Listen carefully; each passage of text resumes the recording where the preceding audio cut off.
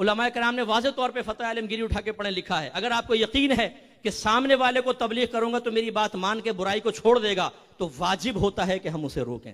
लेकिन कितने ऐसे बैठे होंगे टनाटन सुन्नी है, बीवी फिल्में देख रही है, ड्रामे देख रही है, मामू जात फुप्पी जात खालू के साथ हंस हंस के दूध वाला, गोश्त वाला, सब्जी वाला, टेलर मास्टर चल रहा है, और ये है साहब टनाटन सुन्नी।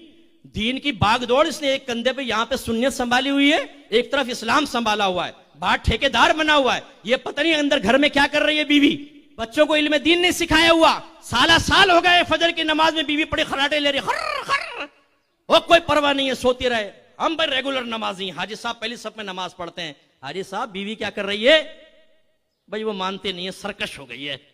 तो तुमने सरकशी खत्म करने के लिए कौन सा लाएमल इख्तियार किया?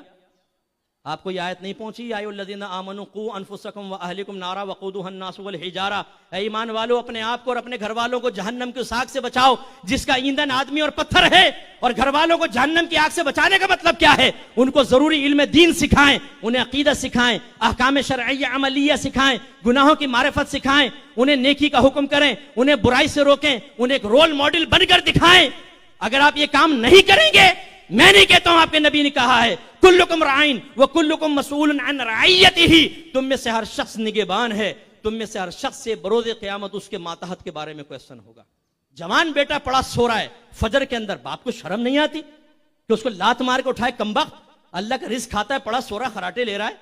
अब कहें जी उठाएं बच्चों को, मुफ्ती साहब 4:30 बजे आया है, मस्जिद की खिदमत करके नहीं, नमाजें पढ़ के नहीं, रोजे रख के नहीं, किसी महफिल में बैठा हुआ था नहीं, कहाँ ढाबे पे, वो कोयटा होटल पे दोस्तों के साथ बैठ के बातें कर रहा था, नाइट की ड्यूटी करके आया, बच्चा सो रहा है। जब यही बच्चा आपकी निगाहों के सामने अज़ाब कब्र में मुब्तला होगा ना, फिर हम आपसे क्वेश्चन करेंगे कि तुमने अपने बच्चों के साथ दोस्ती की थी या दुश्मनी निभाई थी। ये औलाद होगी, याद रखें मेरे जुमले। मैदान माशर में इंशाअल्लाह हाफजा काम करेगा, मैं आपको याद दिलाऊंगा, अगर आप में कोई ऐसा बैठा है तो यही औलाद होगी जो अपने बाप का गिरीबान पकड़ के उसे अल्लाह की बारगाह में लेकर जाएगी और कहेगी कि अल्लाह ताला इससे हिसाब व किताब ले। मेरे इस बाप ने कभी मुझ पर सख्ती नहीं की, ना मुझे नमाजी बनाया ना कुछ। हालांकि मेरे नबी ने फरमाया बच्चा 7 बरस का हो जाए उसको नमाज का हुक्म दो, 10 बरस का हो जाए तो मारकर नमाज पढ़ाओ।